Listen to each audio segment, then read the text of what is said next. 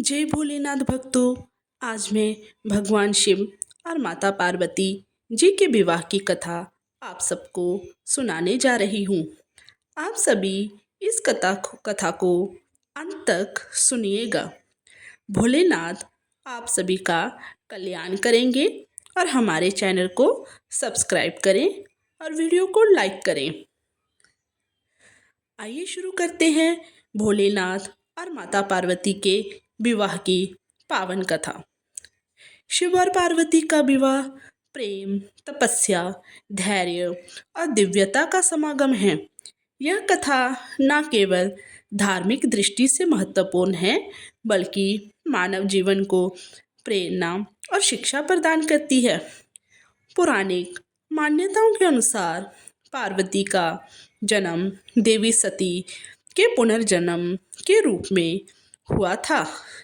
देवी सती, जो दक्ष प्रजापति की पुत्री थी, ने शिव को अपना पति चुना था, लेकिन अपने पिता दक्ष ने शिव का अपमान किया और यज्ञ में उन्हें आमंत्रित नहीं किया। सती ने अपने पिता के इस अपमान को सहन नहीं किया और योग बल से अपनी देह त्याग दी।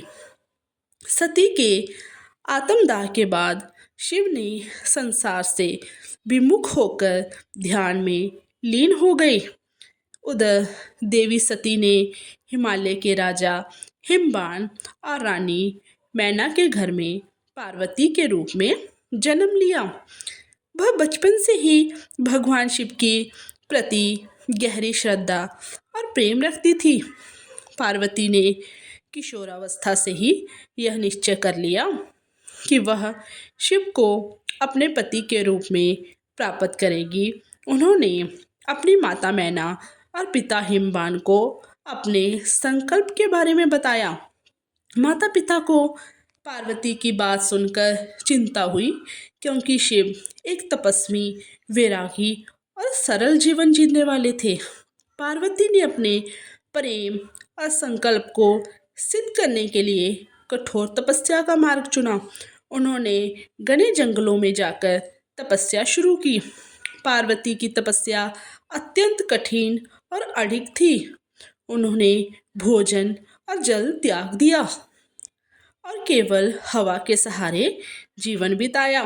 गर्मियों में सूर्य की तपती किरणों के नीचे, वर्षा ऋतु में खुले आसमान के नीचे और सर्दियों में हिमालय की बर्फ में तपस्या की। उनकी तपस्या इतनी कठिन थी कि प्रकृति भी उनके समर्पण को देखकर आश्चर्यचकित हो गई।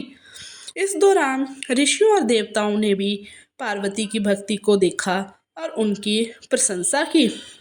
इसी बीच तारकासुर नामक असुर ने देवताओं पर अत्याचार करना शुरू कर दिया। उसे यह वरदान प्राप्त था कि केवल भगवान शिव और पार्वती के पुत्र के द्वारा ही उसकी मृत्यु संभव है। देवताओं ने भगवान शिव को पार्वती से विवाह के लिए तैयार करने का निर्णय लिया। देवताओं ने कामदेव को शिव का ध्यान भंग करने के लिए भेजा। कामदेव ने शिव को तप को भंग करने के लिए अपने पुष्प बाण चलाए, लेकिन शिव ने अपनी तीसरी आंख खोली और कामदेव को भस्म कर दिया। कामदेव के भस्म होने से ही सृष्टि में हलचल मच गई, लेकिन पार्वती की भक्ति और तपस्या को से शिव प्रभावित हुए। शिव ने पार्वती की तपस्या और निष्ठा की परीक्षा लेने का निश्चय किया। वह एक वृद्ध ब्राह्मण के रूप में पार्वती के पास गए और शिव के प्रति उनकी निष्ठा को परखा। उन्होंने शिव को सन्यासी, भस्मधारी और असामाजिक कहकर उनकी निंदा की, लेकिन पार्वती ने धैर्य और श्रद्धा से उनकी बातों का उत्तर दिया। उन्होंने कहा, शिव की सृष्टि के कर्ता, पालक और संहारक है। उनकी महिमा अपरंपार है। मैं उन्हीं से विवाह करूंगी। उनकी निष्ठा और प्रेम देखकर शिव ने अपने वास्तविक रूप में प्रकट होकर पार्वती को स्वीकार किया। जब पार्वती की तपस्या सफल हुई तो हिमवान और मैना ने विवाह की तैयारी शुरू की। यह विवाह केवल पारिवारिक संबंध नहीं था, बल्कि सृष्टि के संतुलन और धर्म की पुनर्स्थापना का प्रतीक था।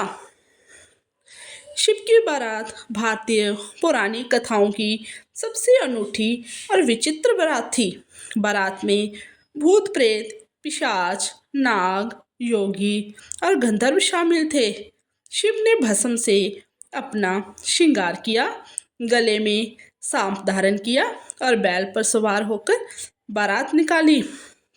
पार्वती की मां मैना बारात को देखकर चिंतित हो गई।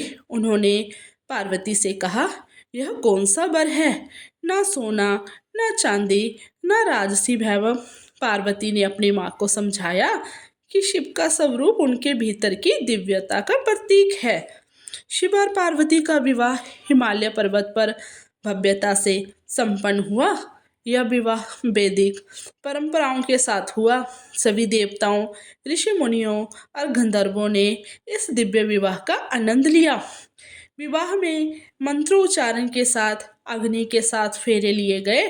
इस दौरान शिव और पार्वती ने एक दूसरे को सृष्टि के कल्याण का वचन दिया। विवाह के बाद शिव और पार्वती ने कैलाश पर्वत पर निवास किया। यह दाम्पत्य जीवन सृष्टि के संतुलन का प्रतीक था। शिव वैराग्य और ज्ञान के प्रतीक थे, जबकि पार्वती शक्ति, प्रेम और सृजन की देवी थी। उनके मिलन से ही कार्तिकेय का जन्म हुआ। उन्होंने तारकासुर का वध किया। शिव और पार्वती की कथा हमें सिखाती है कि सच्चा प्रेम धैर्य, तपस्या और समर्पण से प्राप्त होता है। यह कथा यह भी बताती है कि आत्मा और शक्ति का मिलन सृष्टि की उन्नति और संतुलन के लिए आवश्यक है। यह कथा यह संदेश भी छिपा है कि प्रेम और संबंधों में बाहरी स्वरूप और धन दौलत से अधिक आंतरिक गुण और निष्ठा महत्वपूर्ण होती है। शिव और पार्वती का विवाह केवल एक धार्मिक कथा नहीं, बल्कि प्रेम और निष्ठा की अमर गाथा है। जो युगों युगों तक मानव जाति को प्रेरित करती रहेगी।